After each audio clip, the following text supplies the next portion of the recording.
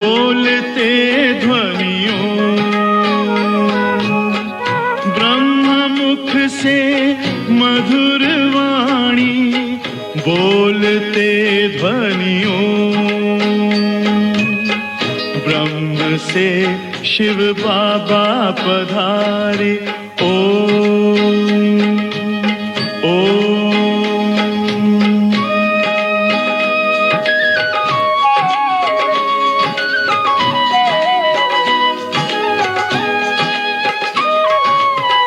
ओम की इस मधुर ध्वनि से किया परिवर्तन, प्रेम शांति सिखा के बदला सभी का जीवन। आदिदेव प्रजापिता श्री बोलते ध्वनियों मुख से मधुर वाणी, बोलते ध्वनियों ब्रह्म से शिव बाबा पधारे। ओम ओम।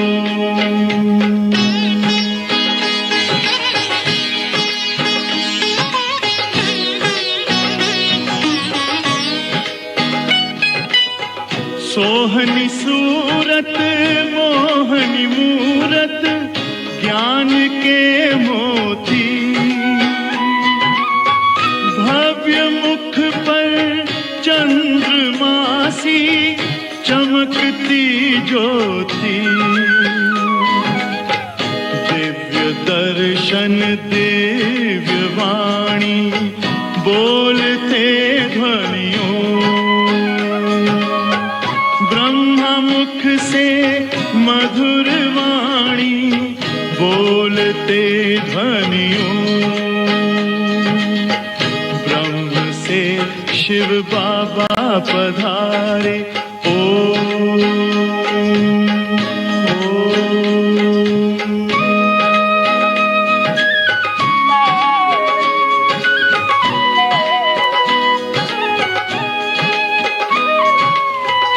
विश्व में थी पाप की जब घटा छाई,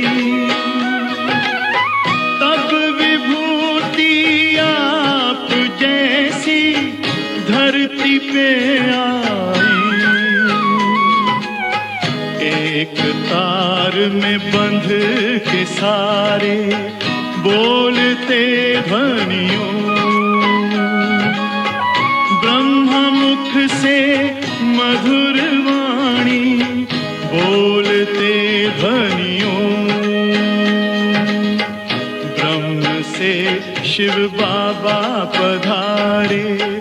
बोलते ध्वनियों ब्रह्म मुख से मधुर वाणी, बोलते ध्वनियों से शिव बाबा पधारे। ओम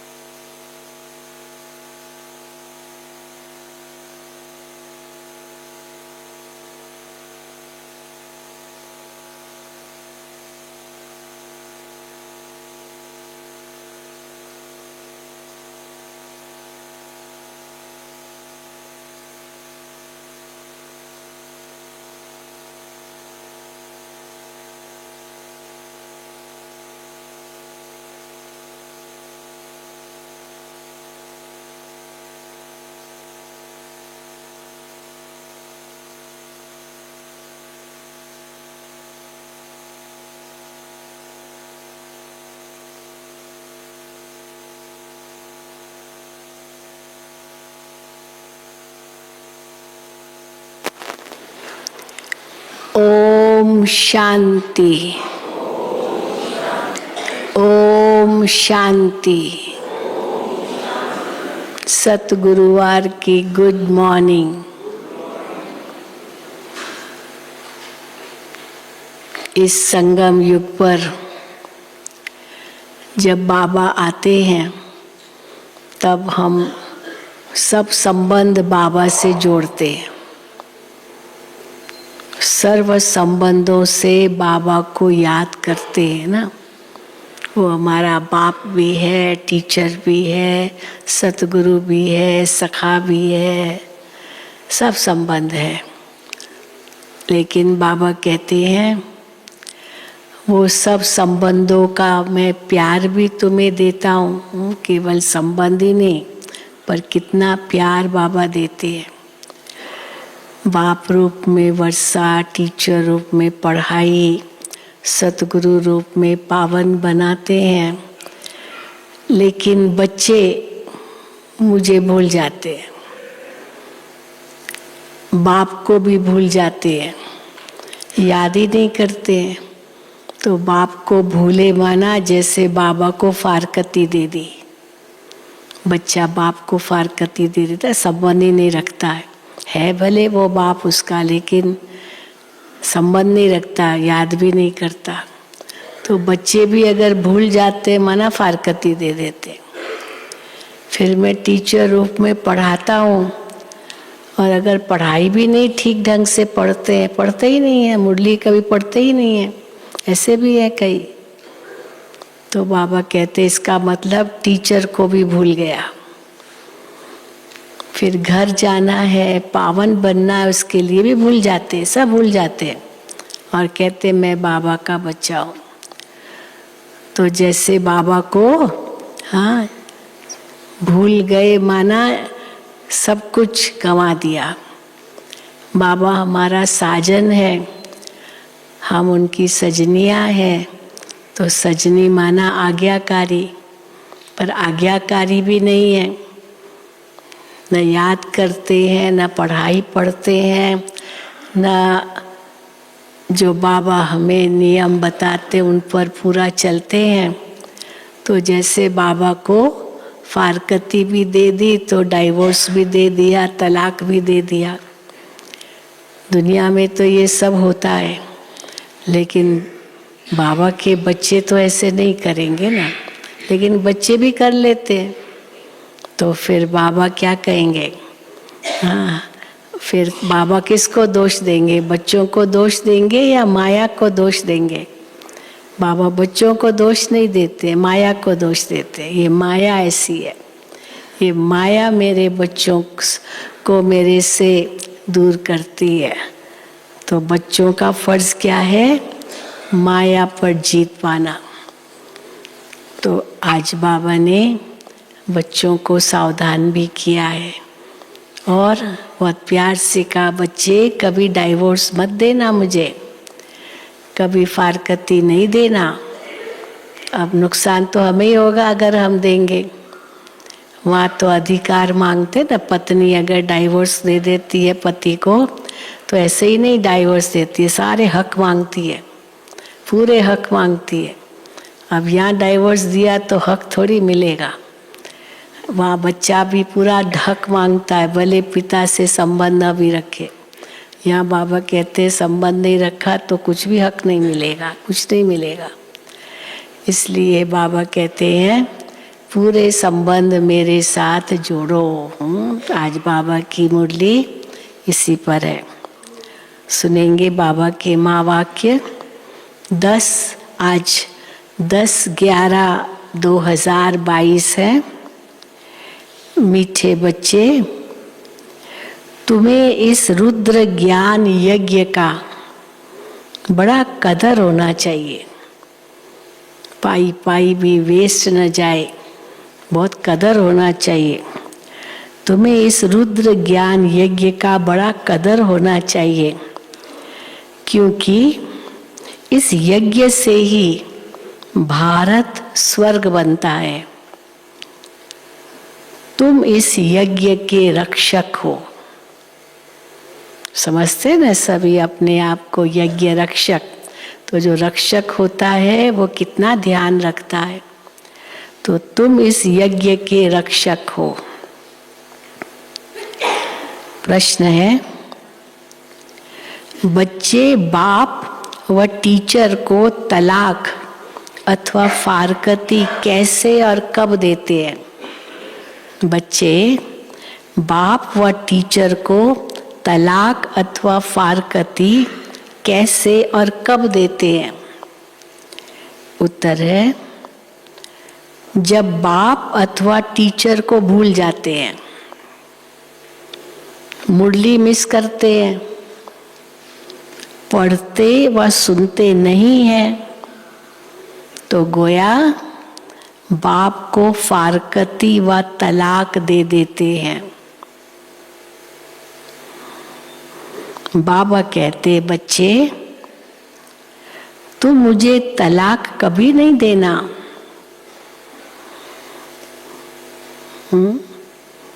तलाक कभी नहीं देना। कितना प्यार से बाबा कहते हैं। प्रश्न दूसरा भी है, तुम्हारा सत्य ज्ञान मनुष्यों को मुश्किल समझ में आता है, क्यों? हाँ, तुम्हारा सत्य ज्ञान मनुष्यों को मुश्किल समझ में आता है, क्यों? उत्तर, हाँ, कई कारण हैं। क्योंकि शास्त्रों का बाबा कहते हैं भूसा भरा हुआ तो भी मुश्किल समझेंगे। कई कारण है। बुद्धि सतो प्रधान भी तो चाहिए ना समझने के लिए ये पूरा ज्ञान। तो बाबा ने कहा है, उत्तर है क्योंकि ये ज्ञान परंपरा नहीं चलता है, बस केवल इस समय ही है, केवल इस संगम पर ही है ये ज्ञान।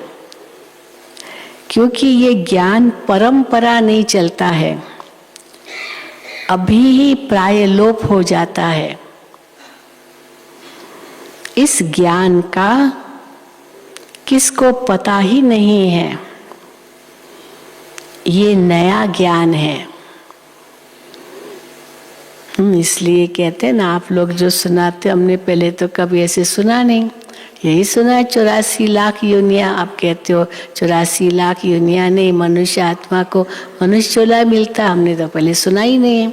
तो नई बातें है ना, ये नया ज्ञान है, इसलिए उन्हें समझने में मुश्किल लगता है।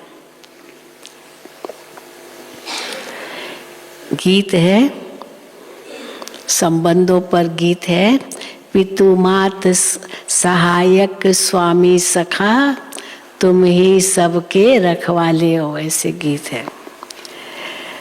ओम शांति। जिसके साथ बच्चों का अभी योग है, उनकी बाहर मनुष्य महिमा गाते रहते हैं। हमारा अभी उनके साथ योग है, और बाकी भक्ति मार्ग में तो मनुष्य उनकी केवल महिमा गाते रहते हैं। तुम उनकी याद में बैठे हो।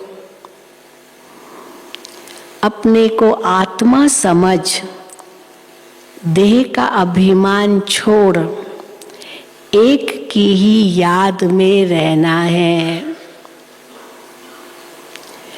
अभी तुम आत्म अभिमानी बने हो, पहले थे देह अभिमानी। सतयुग में तुम बाप को नहीं जानते। बाप को नहीं जानते। क्यों नहीं जानते? क्यों नहीं वहाँ याद करते बाबा को? क्योंकि सुख में होते हो। सुख में तो कोई सिमरता नहीं, कोई याद नहीं करता भगवान को। क्योंकि सुख में होते हो तो बाप याद नहीं रहता। यहाँ दुखों में हो तब पुकारते हो। गायन भी है, दुख हरता सुख करता। वास्तव में सच्चा सच्चा हरिद्वार ये है। हम सब कहाँ बैठे हैं? हरि के द्वार में बैठे हैं। हरि के द्वार, तो ये क्या है? बाबा कहते हैं सच्चा सच्चा हरिद्वार। वास्तव में सच्चा सच्चा हरिद्वार ये है।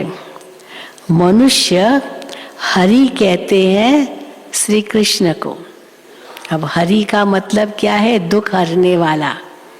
तो दुख हरने वाला तो शिव बाबा है। श्री कृष्ण थोड़ी दुख हरता है। श्री कृष्ण की दुनिया में तो दुख है ही नहीं, किसका दुख हरेगा वो? तो बाबा कहते हैं मनुष्य हरि कहते हैं श्री कृष्ण को, वैकुंठ को श्री कृष्ण का हरिद्वार कहते हैं। तुम जानते हो वास्तव में हरि श्री कृष्ण को नहीं कहेंगे। दुख हरने वाले को हरि कहेंगे। तुम जानते हो शिव बाबा श्री कृष्ण का द्वार अथवा वैकुंठ सतयुग का द्वार खोलते हैं। जो हरि है वो वैकुंठ का द्वार खोलते हैं। शिव बाबा श्री कृष्ण का द्वार अथवा वैकुंठ सतयुग का द्वार खोलते हैं, खोलने आया है। कोई मकान बनाते हैं तो कोई ओपनिंग सेरेमनी करते हैं ना, फिर उसके लिए बड़ों को बुलाते हैं कि भाई आप आकर के उद्घाटन करें। तो कोई मकान बनाते हैं तो कोई ओपनिंग सेरेमनी करने आते हैं ना। तो बाबा आया है हरिद्वार की सेरेमनी करने। सतयुग भी हरिद्वार है ना, तो बाबा आया है हरिद्वार की सेरेमनी करने। कृष्ण की राजधानी में कंस तो होता नहीं है। बाप द्वारा हम स्वर्ग का वर्षा ले रहे हैं। बाप ही आकर स्वर्ग की स्थापना की सेरेमनी कर रहे हैं। स्थापना को सेरेमनी कहेंगे, कहा जाता है ना। कुछ न कुछ अच्छा शादमाना करते हैं, सेरेमनी करते हैं। स्थापना को सेरेमनी कहा जाता है। मकान का पहला फाउंडेशन लगाया जाता है, फिर मकान बनाकर पूरा होता है तो फिर सेरेमनी की जाती है, ओपनिंग सेरेमनी, उद्घाटन समारोह करते हैं। तो बाप फाउंडेशन लगाने आया है। ओपनिंग सेरेमनी तो फिर सतयुग में होगी ना, पर अभी फाउंडेशन लगाने आया है। तो बाप फाउंडेशन लगाने आया है। कब लगाया फाउंडेशन बाबा ने? 1937 में, क्योंकि उस समय बाकायदे ये कार्य शुरू हुआ। तब तक तो घर से आते जाते थे, ये सब चलता था, लेकिन 1937 में फाउंडेशन लगाया, 1937। अब फिर तुम स्थापना कर रहे हो। तुमको खुशी है कि बाबा आया है नई दुनिया स्थापन करने, और हम नई दुनिया में जा रहे हैं। इस पृथ्वी पर ही स्वर्ग था, अब फिर स्थापन कर रहे हैं। तो हर एक को पैगाम दे रहे हैं कि भगवान आया है स्वर्ग की स्थापना करने लिए। तो बाबा कहते हैं हर एक को पैगाम दे रहे हैं। धर्म स्थापक को पैगंबर कहा जाता है। धर्म स्थापक को मैसेंजर कहते हैं, पैगंबर कहा जाता है। अब सच्चा सच्चा पैगाम तो मैं ही देता हूँ। पहला पैगाम कौन सा है? शिव बाबा आकर देते हैं, बच्चे अभी घर चलना है। ये पैगाम होता है ना, कोई पैगाम लेकर आता है कि अभी ये कार्य करना है, ये अभी जाना है। तो पहला तो बाबा कहते हैं पैगंबर तो मैं हूँ। सच्चा सच्चा पैगाम मैं ही देता हूँ। मैं ही राजयोग सिखलाकर स्वर्ग की स्थापना करा रहा हूँ। बाप समझाते हैं कि मैं वेद शास्त्रों से नहीं मिलता हूँ। ये सब भक्ति मार्ग के शास्त्र हैं। भक्ति मार्ग की बहुत सामग्री है। जन्म जन्मांतर से तुम भक्ति करते आए हो, अब ज्ञान सुनो। जन्म जन्मांतर से भक्ति करते आए, अभी ज्ञान सुनो। फिर सतयुग में ज्ञान नहीं सुनेंगे। ये ज्ञान केवल अभी तुमको मिलता है, तो कितना महत्व देना चाहिए इस ज्ञान को जो केवल अभी मिलता है सारे कल्प में। फिर ये ज्ञान नहीं सुनेंगे। कहा जाता है ज्ञान अंजन सतगुरु दिया। सतयुग में अंधकार है ही नहीं जो भक्ति करे। बाप से ज्ञान लो फिर भक्ति नहीं रहेगी। तुम जानते हो रावण राज्य किसको कहा जाता है, राम राज्य किसको कहा जाता है। तुमको अभी सारी रोशनी मिली है ना। कोई भी ऐसा प्रश्न नहीं है जिसका बाबा कहते तुम जवाब नहीं दे सकते। तुमको सारी रोशनी मिली है क्योंकि बाप जगाते हैं। अब बाबा जगाने आया है, हम जाग गए, मानो जैसे रोशनी मिल गई। तो बाबा कहते हैं बाबा जगाने आया है, तो क्योंकि बाप जगाते हैं। अब देखो दीपावली मनाते हैं, उसमें दीपक कोई छोटे कोई बड़े बनाते हैं। सब एक जैसे तो नहीं होते ना, कोई छोटे होते हैं कोई बड़े होते हैं।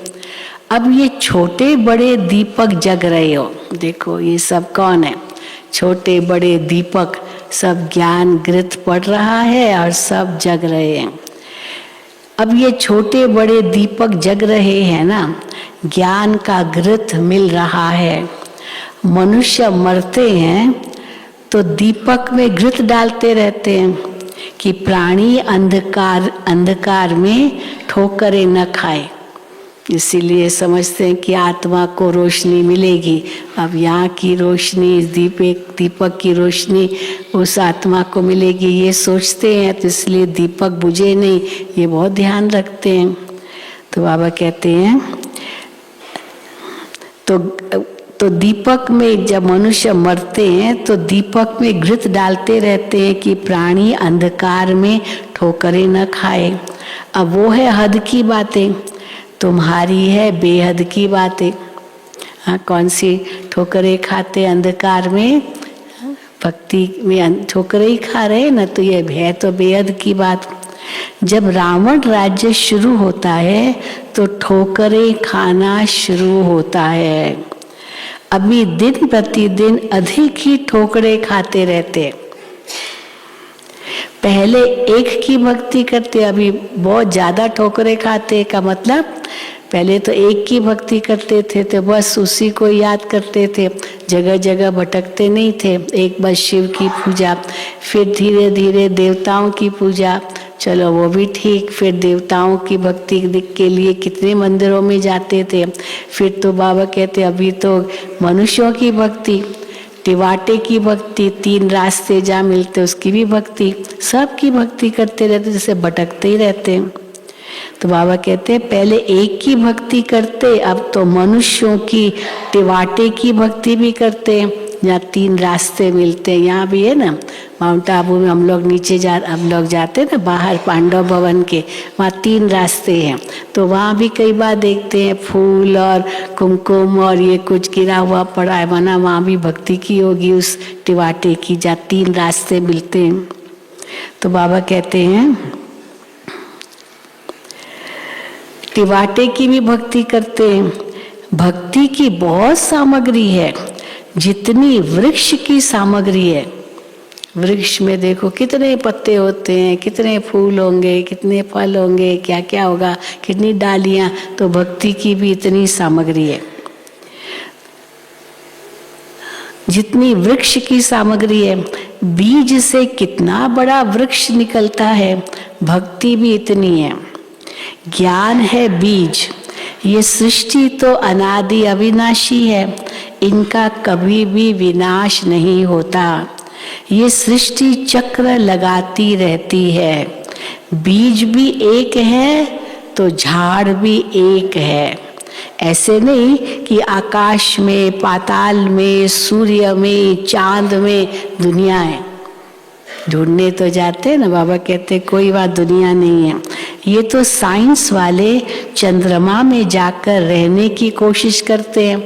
प्लॉट खरीदना है, क्या क्या सोचते हैं, चंद्रमा में जाके प्लॉट खरीदेंगे, तो जाकर रहने की कोशिश करते हैं। परंतु ये नहीं जानते कि साइंस से सारी दुनिया का विनाश होना है और राज्य तुम ले लेंगे। आज बाबा ने फिर याद कराया, वो आपस में लड़ेंगे और राज्य तुम करेंगे और तुम राज्य ले लेंगे। तुम कहेंगे ये भी ड्रामा में नूंद है कि वो आपस में लड़ेंगे और तुमको राज्य मिल जाएगा, ये भी ड्रामा में नूंद है। दूसरे इन बातों को समझेंगे नहीं। राजाई तुमको मिलनी है। क्यों तुमको मिलनी है राजाई? देखो बाबा ने कहा कर्म की गति है ना, तो कैसे राजाई तुमको मिलनी है? क्योंकि कनेक्शन है कृष्णपुरी और क्रिश्चियनपुरी का। क्रिश्चियंस ने सारी दुनिया पर राज्य किया, अब वही क्रिश्चियंस आपस में लड़ेंगे और फिर मक्खन तुम्हें मिलेगा। और वही क्रिश्चियंस जो अंग्रेज आए, भारत में आए, यहाँ पर राजाओं को आपस में लड़ाया, एक को अपनी तरफ किया और दूसरे को वो दूसरे उससे लड़ाया, तो वो ही लड़े। और फिर एक को कहा आपको गद्दी देंगे और दूसरे को मार डाला, फिर जिसको कहा गद्दी देंगे उसको भी मार डाला और खुद राज्य करने लगे। डिवाइड एंड रूल पॉलिसी बहुत अपनाई, तो पूरा भारत को ही जैसे कि राज्य किया। तो देखो बाबा क्या कहते हैं, क्योंकि कनेक्शन है कृष्णपुरी और क्रिश्चियनपुरी का, इन्होंने भारतवासियों को आपस में लड़ाकर कृष्णपुरी को क्रिश्चियनपुरी बनाया। अब बाप कहते हिसाब लेना है वापस अब बाप कहते हिसाब लेना है, इनको आपस में लड़ाकर मक्खन तुमको देते हैं, अथवा तुमको विश्व का मालिक बनाते हैं। ये आपस में लड़ेंगे जरूर। हाँ, अमेरिका और रशिया है ना, सबसे दोनों पावरफुल देश है, ये आपस में लड़ेंगे जरूर। वो समझते हैं हम पहलवान हैं और वो कहते हैं हम पहलवान हैं, हम जीतेंगे। लेकिन सबसे पहलवान कौन निकलेंगे? तुम बच्चे।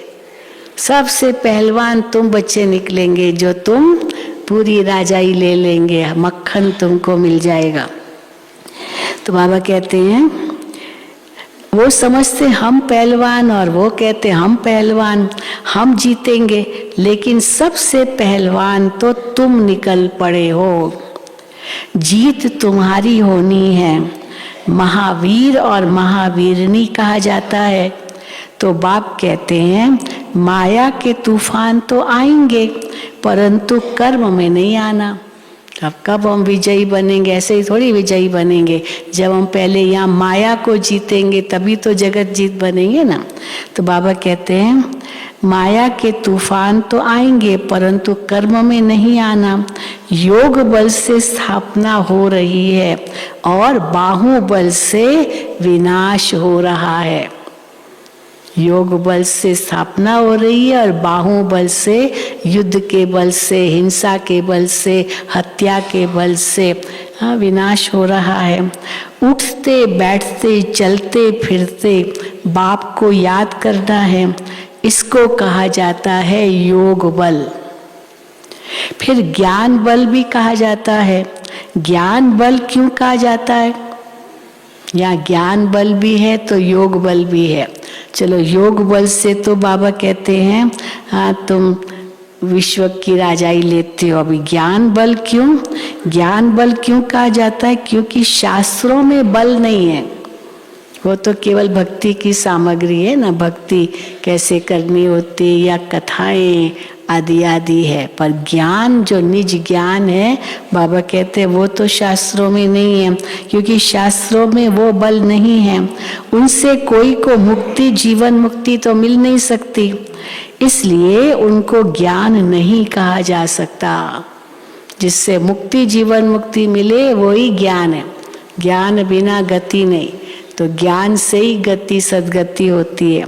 भक्ति के शास्त्र कहेंगे, ज्ञान का कोई शास्त्र होता नहीं।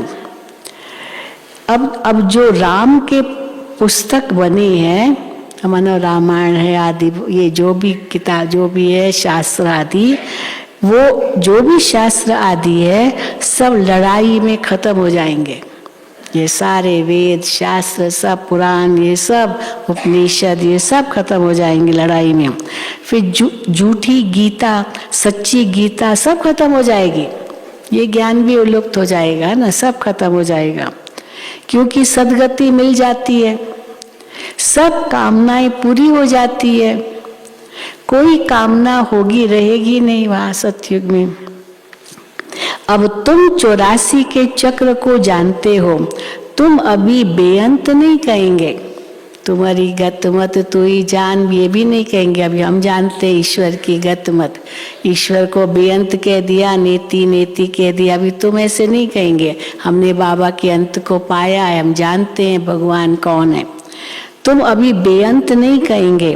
बेअंत कहते हैं कौन? नास्तिक, जो नहीं जानते। बाबा नहीं जानते उनको नास्तिक कहते हैं, तो हम तो जानते हैं, इसलिए हम बेअंत नहीं कहेंगे, क्योंकि बाबा के अंत को पाया है। बाबा क्या करते हैं क्या नहीं करते, कब आते हैं आदि आदि तो हम सब समझते हैं। तो बेअंत कहते हैं नास्तिक, कहते हैं गॉड फादर, परंतु नाम रूप देश काल कर्तव्य को नहीं जानते। तुम उनके नई दुनिया की स्थापना, पतितों को पावन करने के कर्तव्य को जान गए हो। भगवान के नई दुनिया की स्थापना, पतितों को पावन करने के कर्तव्य को जान गए हो। मनुष्य तो रावण को जलाते हैं, तुमको तो अभी हंसी आती है। हाँ, बुत बना दिया रावण का और जलाते हैं।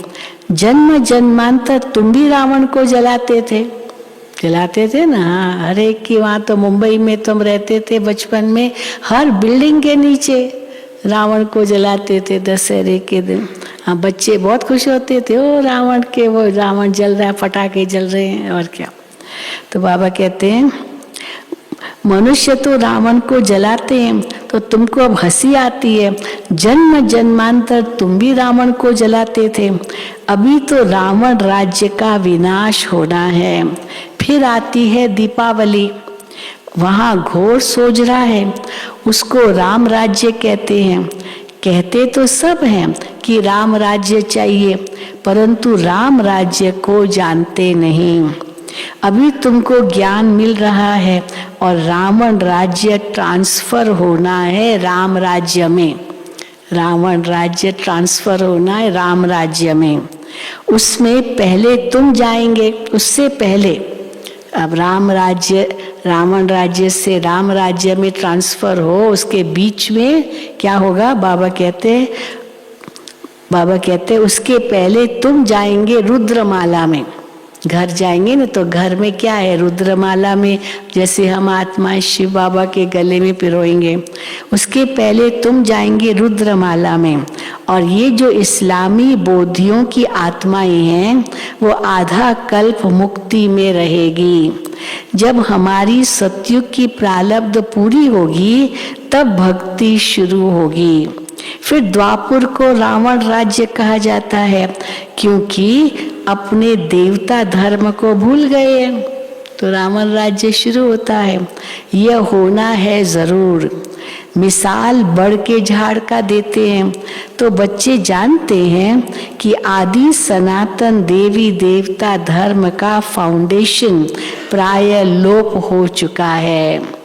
सब धर्म भ्रष्ट, कर्म भ्रष्ट हो गए हैं।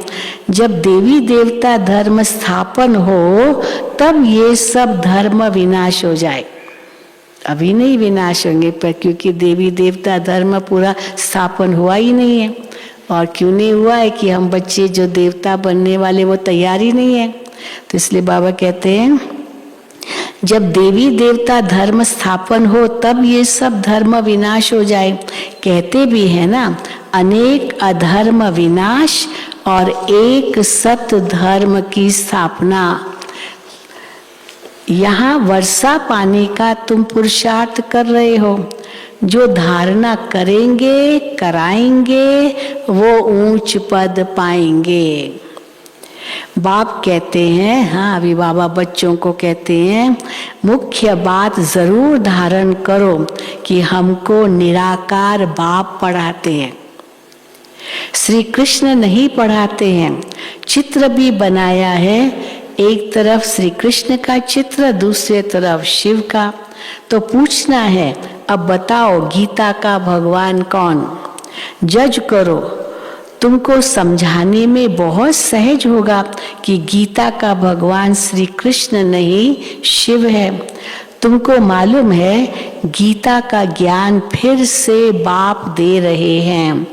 गीत में भी है, हाँ गीत में भी है, गीता का ज्ञान फिर से सुनाना पड़े, है ना। गीत छोड़ भी दे आकाश सिंहासन, इस धरती पर आ जा रे। तो उसी में है यदा यदा हि धर्मस्य ग्लानिर्भवति भारत। तो फिर से गीता का ज्ञान सुनाने आओ, ये उस गीत में। तो बाबा कहते हैं गीत में भी है कि गीता का ज्ञान फिर से सुनाना पड़े। गीत तो तुमने नहीं बनाए हैं, वो तो भक्ति, वो तो दुनिया वालों ने बनाए हैं।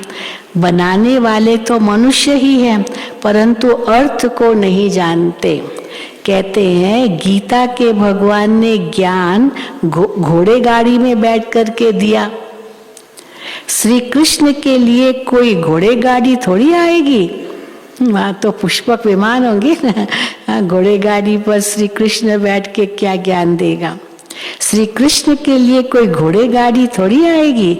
अगर श्री कृष्ण होता, समझो श्री कृष्ण यहाँ आता, तो उनके लिए तो अच्छे से अच्छी गाड़ी ले आए। अब कोई राष्ट्रपति आता है, प्रधानमंत्री आता है, तो क्या नई बढ़िया गाड़ी में बिठाएंगे, ऐसे तो नहीं घोड़े गाड़ी में बिठाएंगे। तो अभी श्री कृष्ण आ जाए और घोड़े गाड़ी में बैठा। तो बाबा कहते हैं अगर श्री कृष्ण होता तो उनके लिए अच्छे से अच्छी गाड़ी ले आए, बड़े बड़े धनवान आ जाए। यहाँ तो देखो अपनी मोटर भी नहीं है, शिव बाबा को अपनी गाड़ी भी नहीं है, अपना शरीर ही नहीं है, शरीर मोटर है ना। तो देखो यहाँ अपनी मोटर भी नहीं है शिव बाबा को। आता ही हूँ पतित शरीर में, तो गुप्त है ना, पतित शरीर में पर काया प्रवेश, तो ये गुप्त हुआ ना। श्री कृष्ण की तो बात ही नहीं है, फिर तुम भक्ति मार्ग में मेरा कितना मान रखते हो। अभी तो सब गुप्त है, बाबा भी गुप्त आते हैं, गुप्त ज्ञान हमें देते हैं, पर द्वापर युग से कितना मान रखते हैं हम शिव बाबा का। सोमनाथ का मंदिर बनाते हो, कोई एक मंदिर थोड़ी होगा। अभी तो देखो कितने देशों में सुन रहे हैं, वहां पर शिवलिंग निकल रहे, शिवलिंग निकल रहे। हाँ तो कितनी भक्ति होगी शिव की, सारे ईस्ट जो है वहां से शिवलिंग निकल रहे हैं, तो इस खोद रहे हैं, शिवलिंग निकल रहे हैं। तो बाबा कहते हैं सारी बेहद की हिस्ट्री ज्योग्राफी को तुम जान गए हो। कोई एक मंदिर थोड़ी होगा, अनेक होंगे, फिर उन्हें लूटा भी होगा। तो सारी बेहद की हिस्ट्री ज्योग्राफी को तुम जान गए हो। बाप को कहते हैं नॉलेजफुल। तो यहाँ ज्ञान भी दिया जाता है, पढ़ाई भी पढ़ाई जाती है। हाँ ज्ञान है मन मना भव, इससे सद्गति होती है। फिर मध्याजी भव की पढ़ाई पढ़ाते हैं, पहले है मनमना भव, फिर है मध्याजी भव। तो टीचर और गुरु का पाठ इकट्ठा चलता है। टीचर पढ़ाते हैं, कहेंगे कि यहाँ हिस्ट्री ज्योग्राफी पढ़ाएंगे जिससे तुम राजाई लेते हो। फिर बाबा कहते हैं मुझे याद करो, तो सतगुरु का पाठ, क्योंकि बाबा पावन बना के घर ले जाते हैं। तो टीचर और गुरु का पाठ इकट्ठा चलता है। सारे वर्ल्ड की हिस्ट्री ज्योग्राफी तुमको पढ़ाते हैं। अब नेक्स्ट पॉइंट, तुम सच्ची नन्स तुम हो। नन्स, हाँ क्रिश्चियन नन्स होती है ना, तो उनको नन्स कहते हैं। और बाबा उनके लिए क्या कहते थे? नन माना नन बट वन, जो केवल एक को याद करे उसी को नन कहेंगे। सच्ची नन्स तो तुम हो, क्योंकि तुम एक को याद करती हो। नन्स को गले में क्रॉस पड़ा रहता है, वो माला पहनते हैं गले में, उस पर क्रॉस होता है। तो नन्स को गले में क्रॉस पड़ा रहता है। क्राइस्ट को याद करती है, समझती है क्राइस्ट गॉड का बच्चा था। अब तुम जानते हो, देखो बाबा इसमें राज बता रहे हैं, तुम जानते हो कि क्राइस्ट कोई गॉड का बच्चा नहीं था। क्यों? क्राइस्ट की आत्मा गॉड का बच्चा थी। आत्मा है ना, शिव बाबा के परमात्मा के बच्चे तो आत्मा ही है ना। शरीर तो उनके माता पिता ने जन्म दिया, वो तो बताते हैं, मेरी और जोसेफ वो जो थे उन्होंने जन्म दिया जीसस को, और क्राइस्ट की वो आत्मा आई और प्रवेश हुई और फिर धर्म की स्थापना हुई। तो इसीलिए क्राइस्ट की आत्मा गॉड का बच्चा थी।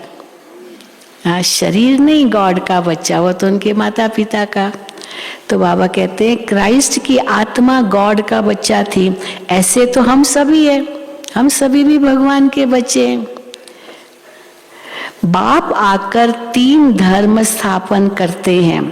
तुम ऊंचे ते ऊंची चोटी ब्राह्मण हो, क्योंकि तुम ऊंच ते ऊंच विश्व की सेवा करते हो। मनुष्य को आत्मा का ज्ञान देते हो। तुम आत्मा को बाप से वर्षा मिलता है। बरोबर बाप कल्प कल्प के संगम युगे वर्षा देने आते हैं। शास्त्रों में तो युगे युगे लिख दिया है, कल्प अक्षर बीच से निकाल दिया है।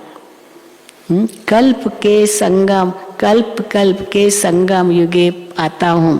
तो बाबा कहते हैं वो कल्प हटा दिया है, संगम भी हटा दिया है, युगे युगे कह दिया, जैसे हर युग में आता है। तो बाबा कहते हैं शास्त्रों में तो युगे युगे लिख दिया है, कल्प अक्षर बीच से निकाल दिया है। उनका नाम ही है पतित पावन। तो युगे युगे आकर क्या करेंगे? एक ही बार आएंगे ना पतित से पावन बनाने के लिए। अभी द्वापर युग में आएगा, उसके बाद और ही पतित बनते हैं, तो फिर उस समय आके क्या करेगा? वो है ही पतित पावन, तो एक ही बार पतितों को पावन बनाएगा। उनका नाम ही है पतित पावन। तो युगे युगे आकर क्या करेंगे? कल्प में एक बार आकर पावन बनाकर चले जाते हैं। तो बाप कहते हैं, अब देखो बच्चों को कहते, बच्चे मुझे तलाक मत देना। हाँ भाई सुनो, बाबा कहते हैं मुझे तलाक नहीं देना। आजकल स्त्रियां पति को तलाक दे देती है, वैसे हिंदू नारी पति को कभी तलाक नहीं देती थी। कायदा ही नहीं था कि कोई स्त्री पति को तलाक देवे। हाँ, इस पति माना जीवन साथी, स्त्री माना जीवन साथी, कभी तलाक एक दो को नहीं दे सकते। तो बाबा कहते हैं वैसे हिंदू नारी पति को कभी तलाक नहीं देती थी। तो लेकिन यहाँ तो हम सजनियां हैं बाबा की, तो भी बाबा साजन को तलाक दे देते हैं। बाबा नहीं देता तलाक, सजनियां देती है ना। तो तुमको मुरली सुननी है जरूर, मुरली नहीं सुनते हो तो गोया बाप टीचर को भूल जाते हो। तो ये भी जैसे तलाक हो गया, ये भी तलाक हो गया। अगर बाबा को भूल गए, टीचर जो पढ़ाई पढ़ाते नहीं पढ़ते, जैसे तलाक दे दिया। तुमको भी कितना अटेंशन देना है। अब नापास होंगे तो कल्प कल्पांतर नापास होंगे। अंत में सबको मालूम पड़ जाएगा कि किस किसने कितनी पढ़ाई पढ़ी है, कितनी पढ़ाई पढ़ी थी, या अंत में पता चलेगा। सब कहते हैं कि शांति चाहिए, गोया मुक्ति चाहते हैं। शांति चाहिए माना मुक्ति चाहिए। कहते हैं कि दुख में सिमरण सब करे, सुख में करे न कोई। तो आधा कल्प सुख और आधा कल्प दुख है। सुख दुख का खेल भारत पर ही है, आधा आधा। हाँ, सुख दुख का खेल भारत पर ही है। तुम तो कहेंगे हम ही देवता, हम ही क्षत्रिय, हम ही वैश्य, हम ही शूद्र। तो हम सो का अर्थ भी, और हम सो का अर्थ भी तो कोई नहीं जानते हैं। तो बाप कहते हैं मन मना भव मध्याजी भव। खुद धारण कर औरों को धारण कराए तो अहो सौभाग्य। याद से ही विकर्म विनाश होंगे। कहाँ गंगा में स्नान करना और कहाँ योग में रह पावन बनना। तो बच्चों को अभी फिर और धारणा, बच्चों को यज्ञ के पैसे की बहुत कदर होनी चाहिए, क्योंकि इससे भारत स्वर्ग बनता है। और क्या बाबा और भी कहते ना, फुरी फुरी तालाब भरता है, एक एक का सहयोग से देखो इतना बड़ा यज्ञ चलता है। तो क्योंकि बाबा कहते हैं बच्चों को यज्ञ के पैसे की बहुत कदर होनी चाहिए, क्योंकि इससे भारत स्वर्ग बनता है।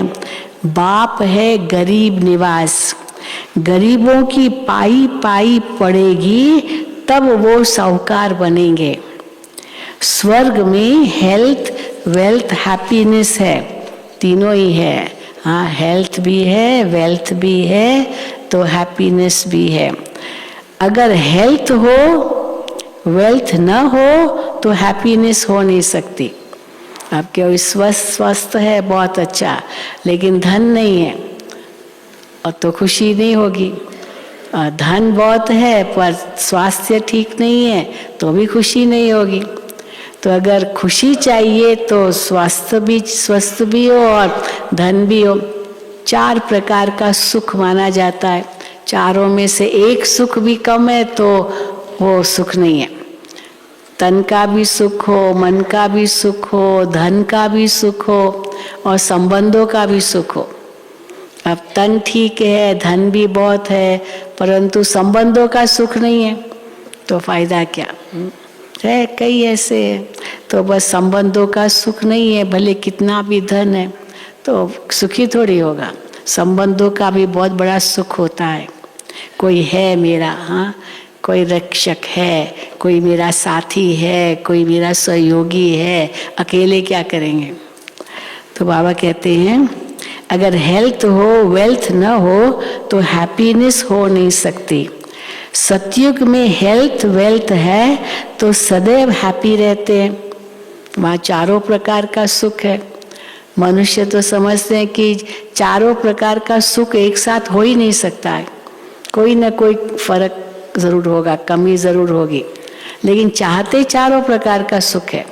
जरूर कभी तो समय होगा ना जब चारों प्रकार का सुख था। अगर कभी होगा ही नहीं, होता ही नहीं है तो चाहते क्यों है। चाहना रखना माना कि कभी तो है चारों प्रकार का सुख। तो बाबा कहते हैं सतयुग में हेल्थ वेल्थ है तो सदैव हैप्पी रहते हैं, वहाँ कभी रोते नहीं हैं। अगर कोई रोता है माना खुश नहीं है, वो सुखी नहीं है। अगर रोता है तो वहाँ कभी रोते नहीं हैं। तो तुमको भी यहाँ रोना नहीं है। फिर बाबा कहते हैं परंतु, हाँ, परंतु बाबा को क्यों कहना पड़ता है। तो रोना नहीं है तो नहीं रोना है ना, परंतु क्यों, परंतु माया के तूफान मुरझा देते हैं, तभी रोना आता है। माया के तूफान मुरझा देते हैं। हेल्थ मिलती है हॉस्पिटल से और वेल्थ मिलती है, वेल्थ कहाँ से मिलती है, पढ़ाई से। Knowledge is wealth. तो हेल्थ मिलती है हॉस्पिटल से और वेल्थ मिलती है पढ़ाई से। तो देखो मेरे बच्चे कितने गरीब हैं, 3 पैर पृथ्वी में हॉस्पिटल खोल देते हैं, जहाँ से ही सबको हेल्थ वेल्थ मिलती है। हाँ, 3 पैर पृथ्वी में हेल्थ भी मिलती है, वेल्थ भी मिलती है। उस समय तो बहुत छोटे छोटे सेंटर्स तो थे ना। मेरी दादियाँ कैसे मकानों में रहती थी, शुरू शुरू में कितना त्याग था, पर धीरे धीरे धीरे मकान मिलते गए, जहाँ से ही सबको हेल्थ वेल्थ मिलती है। अच्छा, हाँ, मीठे मीठे सिक्किल दे बच्चों प्रति माता पिता बाप दादा का याद प्यार और गुड मॉर्निंग। रूहानी बाप की रूहानी बच्चों को नमस्ते। हम रूहानी बच्चों की रूहानी बाप दादा को याद प्यार, गुड मॉर्निंग और नमस्ते। धारणा के लिए मुख्य सार पहला, माया के तूफानों में कभी मुरझाना नहीं है। माया के तूफानों में कभी मुरझाना नहीं है। सदैव खुशी में रहना है। दूसरा, हमको निराकार बाप पढ़ाते हैं, इस नशे में रहना है। हमको निराकार बाप पढ़ाते हैं, इस नशे में रहना है। इस झूठी दुनिया में कोई भी कामना नहीं रखनी है। इस झूठी दुनिया में कोई भी कामना नहीं रखनी है। वरदान, हर रोज की मुरली के साधन द्वारा, हर रोज की मुरली के साधन द्वारा व्यर्थ को खत्म करने वाले पास विद ऑनर भव। हर रोज की मुरली के साधन द्वारा व्यर्थ को खत्म करने वाले पास विद ऑनर भव। हर रोज की मुरली मन को बिजी रखने का साधन है। मुरली की कोई भी पॉइंट पर मनन करते रहो तो मन बिजी रहेगा और व्यर्थ स्वतः ही खत्म हो जाएगा। मन को मनसा वाचा और कर्मणा सेवा में इतना बिजी कर दो जो व्यर्थ संकल्प आवे ही नहीं।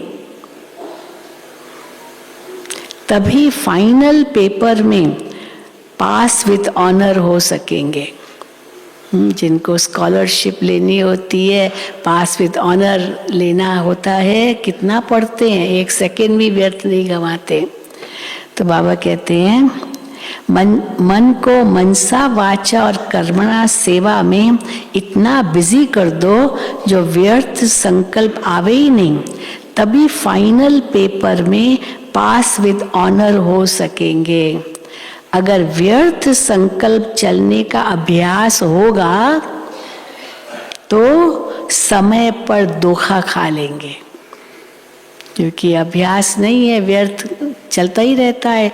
वो व्यर्थ को रोकने का अभ्यास मेहनत ही नहीं की तो अंत में क्या होगा, व्यर्थ ही आएगा ना। अगर व्यर्थ संकल्प चलने का अभ्यास होगा तो समय पर धोखा खा लेंगे। स्लोगन, प्लान को प्रैक्टिकल में लाने के लिए बालक और मालिकपन का बैलेंस रखो। प्लान को प्रैक्टिकल में लाने के लिए बालक और मालिकपन का बैलेंस रखो। कोई प्लान देता है समझो, लेकिन वो प्लान स्वीकार नहीं होता है मान लो, पर बाबा कहते हैं फिर बालक बन जाओ, मालिक बन के प्लान दो, पर जो प्रैक्टिकल में होता है वो बालक बन के स्वीकार करो। तो प्लान को प्रैक्टिकल में लाने के लिए बालक और मालिकपन का बैलेंस रखो। अच्छा, ओम शांति, ओम शांति, ओम शांति। अभी तो बाबा को भोग लगेगा।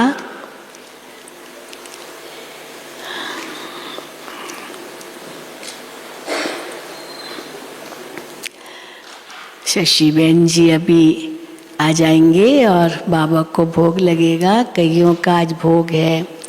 सूरत से कुछ आए हैं जिनका जिन्हों जो भोग लगाने आए। कौन है, कौन आए हैं सूरत से? हाँ, खास आए हैं। और हमारे मोहित भाई भी आए हैं। इनके भी लौकिक पिता ने शरीर छोड़ा। तो बहुत आते हैं, किसी न किसी का भोग लगवाते हैं। आइए Shashi.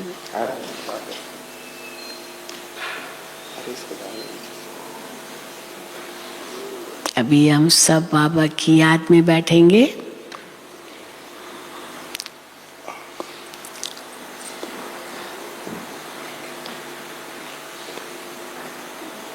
Any double foreigners here? One or two. Okay. Om Shanti. South Africa, welcome.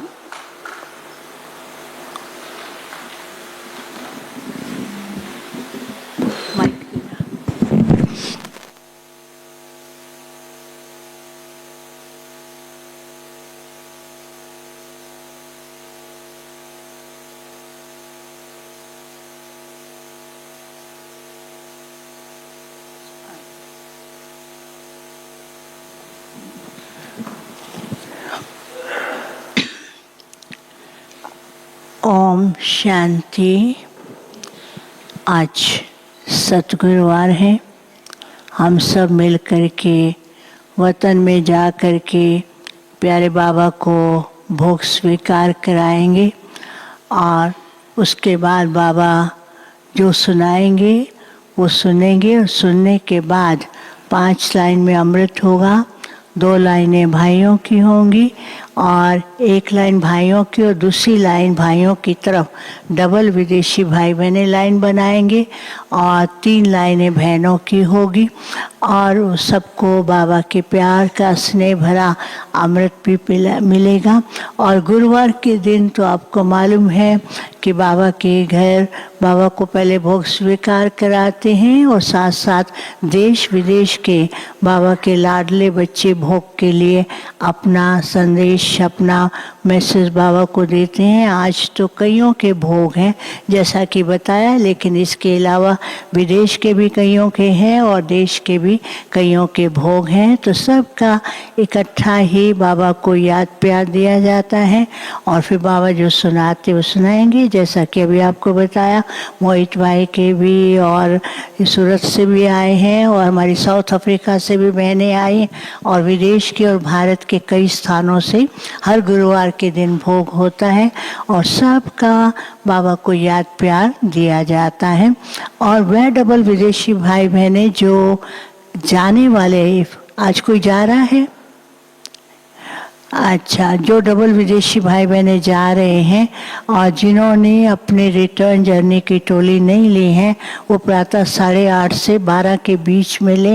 Normally जाने से 1 दिन पहले जो डबल विदेशी भाई बहनें उनको बता रहे हैं, जाने से 1 दिन पहले ही अपनी रिटर्न जर्नी की टोली डिपार्टमेंट से प्राप्त करें।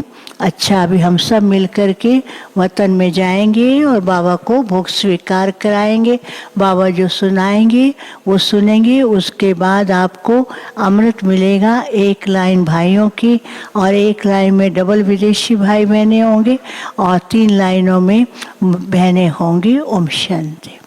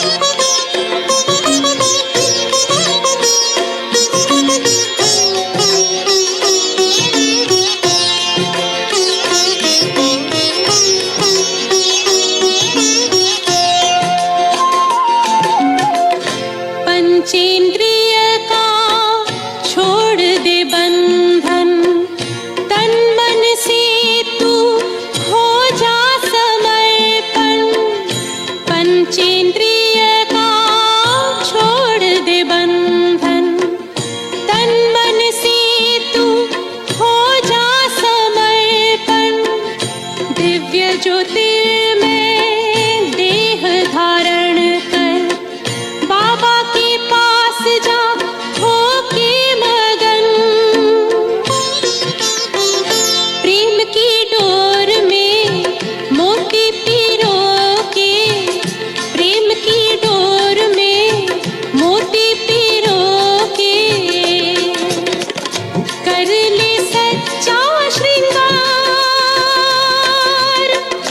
उड़ जा प्यारे वतन में, नीले अंबर के उस पार, नीले अंबर के उस पार। पंछी रे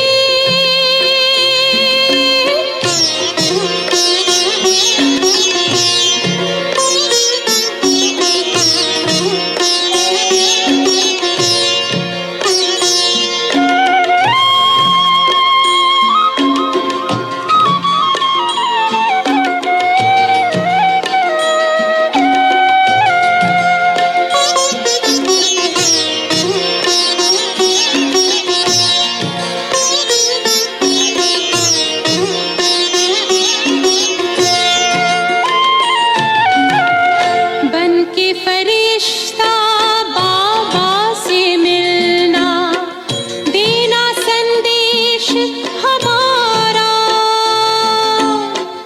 बन के फरिश्ता बाबा से मिलना, देना संदेश हमारा।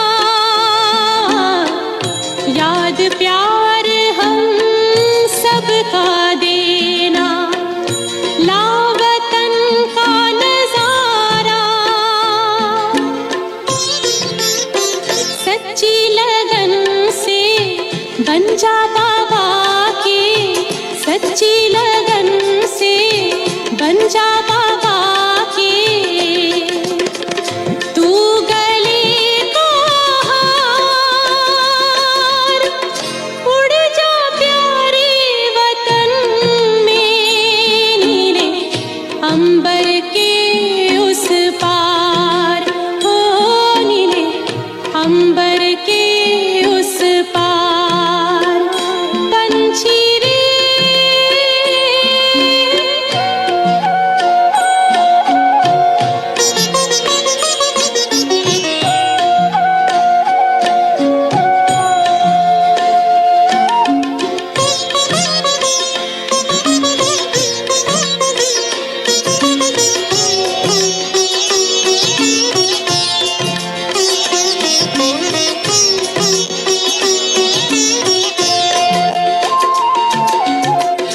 ओ बाबा तुम मात पिता हो, तुम ही हो जग के तारनहार।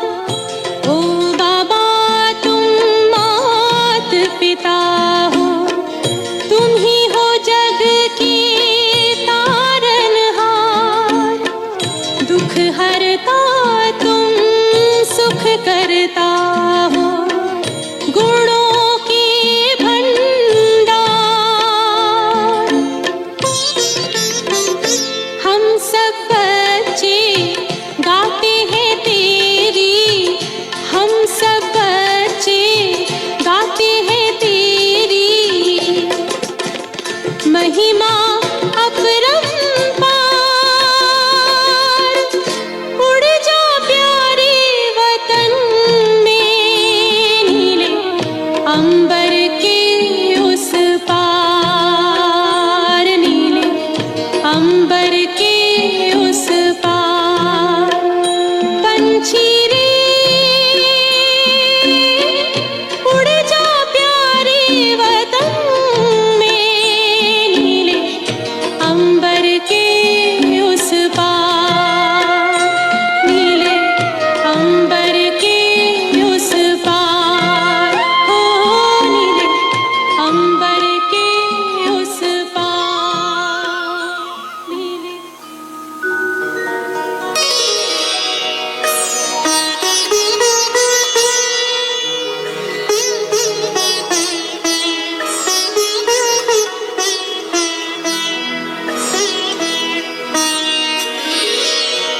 तेरी याद का अमृत पीते हैं, तेरी याद का अमृत पीते हैं, तेरी याद में जीते हैं बाबा, तेरी याद में जीते हैं बाबा, तेरी याद का अमृत पीते हैं, तेरी याद का अमृत पीते हैं। रहे याद सदा ही साथ तेरी, रहे याद सदा ही साथ तेरी, बस और न हम कुछ चाहेंगे, बस और न हम कुछ चाहेंगे, तेरी याद का अमृत पीते हैं, तेरी याद का अमृत पीते हैं।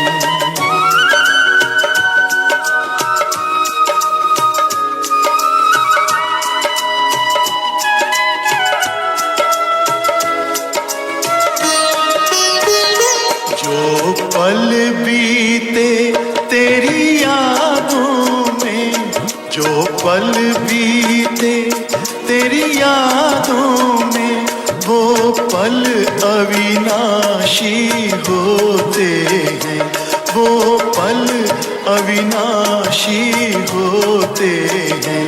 हर पल को सफल बना देंगे, हर पल को सफल बना देंगे, तेरी याद कभी ना छोड़ेंगे, तेरी याद कभी ना छोड़ेंगे, तेरी याद का अमृत पीते हैं, तेरी याद का अमृत पीते हैं।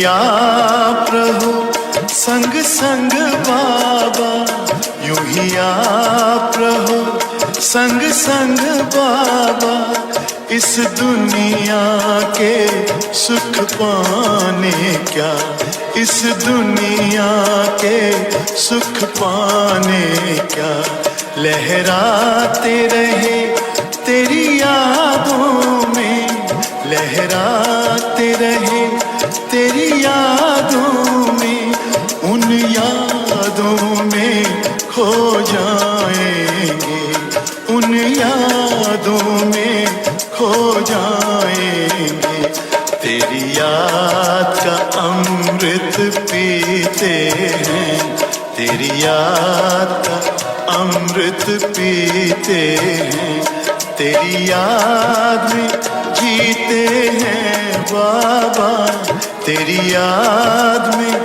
जीते हैं बाबा, तेरी याद का अमृत पीते हैं, तेरी याद का अमृत पीते हैं।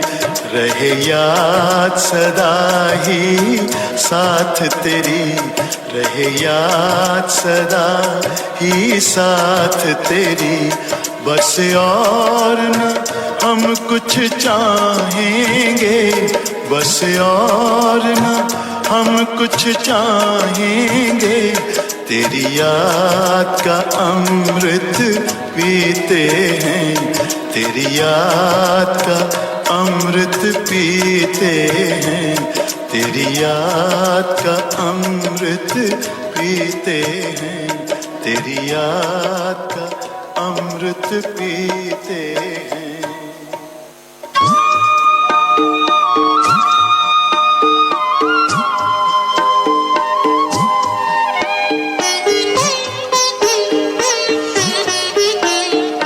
बाबा तेरे हम रहे यही जिंदगी का सार है, बाबा तेरे हम रहे यही जिंदगी का सार है, भरे संसार में तेरा प्यार ही आधार है। इस भरे संसार में तेरा प्यार ही आधार है। बाबा तेरे हम रहे।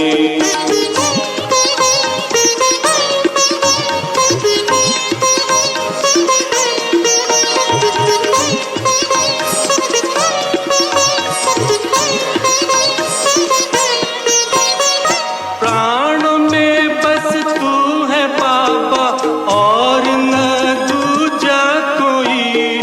प्राणों में बस तू है बाबा और न दूजा कोई। स्वर जो तुमने दे दिया है कानों में गूंजा वही। स्वर जो तुमने दे दिया है कानों में गूंजा वही। कानों में गूंजा वही। बाबा तू ही एक जिस पर बच्चों का अधिकार है। बाबा तू ही एक जिस पर बच्चों का अधिकार है। बाबा तेरे हम रहे।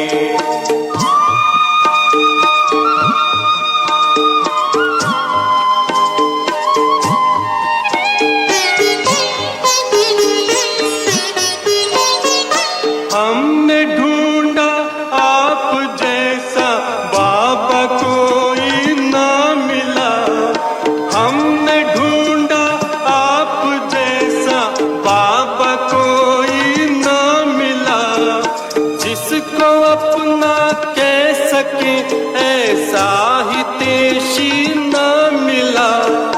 जिसको अपना कह सके ऐसा हितैषी ना मिला। हमको बाबा न मिला।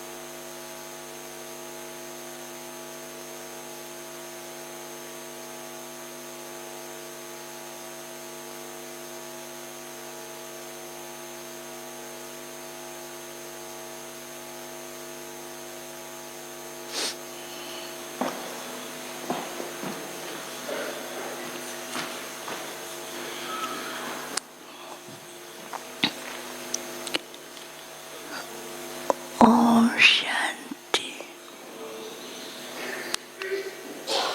आज सतगुरुवार के दिन आप सबकी याद लेके जैसे मैं वतन में पहुंची, वतन में चारों ही तरफ बहुत सुंदर लाइट के डिज़ाइन से सजा हुआ दिखाई दे रहा था। लेकिन कुछ दूरी पर एक बहुत सुंदर गोल्डन पहाड़ी थी। बाबा उस पहाड़ी पर खड़े हैं और सूर्य की किरणें जैसे आती हैं, चारों ही तरफ गोल्डन ही गोल्डन माहौल दिखाई दे रहा था। और ऊपर से दूर तक देखते हैं तो अलग अलग सेक्शन में स्टार्स दिखाई दे रहे थे। तो बाबा ने जैसे मेरी ओर देखा, बाबा ने कहा, बच्ची सामने क्या देख रहे हो? मैंने कहा बाबा आज तो ये नया दृश्य है, एक तरफ गोल्डन प्रकाश और दूसरी तरफ सामने से ये स्टार्स भी दिखाई दे रहे हैं। तो बाबा मुस्कुराने लगे। बाबा ने कहा कि आज बाप ने अपने सभी बच्चे जो लक्की स्टार्स हैं उनको वतन में बुलाया है और हर स्टार की दुनिया क्या है बाबा देख रहे हैं और हर एक सितारा इतना प्यारा है और हर एक की दुनिया भी बहुत सुंदर है। तो उस समय क्या देखते हो, एक एक स्टार के सामने चारों ही तरफ अर्ध चंद्रमा के रूप में स्टार्स दिखाई देने लगे और हर एक स्टार की दुनिया जैसे अलग अलग दिखाई दे रही थी। बाबा ने कहा देखो साइंटिस्ट भी हर एक स्टार्स के बारे में रिसर्च और उनकी विशेषता, उसकी कैपेसिटी क्या है, उसके बारे में रिसर्च करते रहते हैं। लेकिन ये तो बाप के ऐसे लकी स्टार्स हैं जिनमें रिसर्च करने की ज़रूरत ही नहीं है, वो हर तरह से भरपूर है। तो ऐसे बाबा देख रहे थे और उन स्टार्स के ग्रुप के अंदर अलग अलग प्रकार की लाइट की किरणों से बहुत सुंदर डिज़ाइन बनते जा रहे थे। फिर देखती हो तो सभी स्टार्स में बाबा के बच्चे दिखाई देने लगे। तो बाबा ने कहा आओ सब बच्चे आओ, ऊपर की ओर आओ। तो सब कहते बाबा हम कैसे आए? तो बाबा ने सबके सामने एक पुष्पक विमान भेजा, हर एक का अलग अलग था। तो जैसे भेजा तो वो बैठ भी जाते हैं, ऊपर की ओर आने लगते हैं। तो उसका जो एक कव्य पुष्पक विमान का बटन दबाना है तो एक के बटन पे लिखा हुआ था अहम भाव, और वो पुष्पक विमान हिल रहा है, थोड़ा उड़ता भी है लेकिन उड़ नहीं पाता था, ऊपर की ओर नहीं आ पाता था। तो दूसरे के विमान में लिखा हुआ था वहम भाव, वहम। तो फिर तीसरे पे लिखा हुआ था अनुमान। बाबा ने कहा ये सभी स्टार्स के अंदर इतनी क्वालिटीज़ हैं, इतने गुण हैं, सब कुछ कर रहे हैं, लेकिन चलते चलते स्टार्स के ऊपर भी माया का ग्रहण ऐसा आता है। तो कुछ ऐसे स्टार्स हैं जो अहम भाव, सेवा प्लान अच्छे, सब कार्य अच्छे करते हुए जब अहम भाव मैंपन आता है तो उस स्टार्स की चमक जो है वो धीरे धीरे अंदर की ओर जा रही हैं।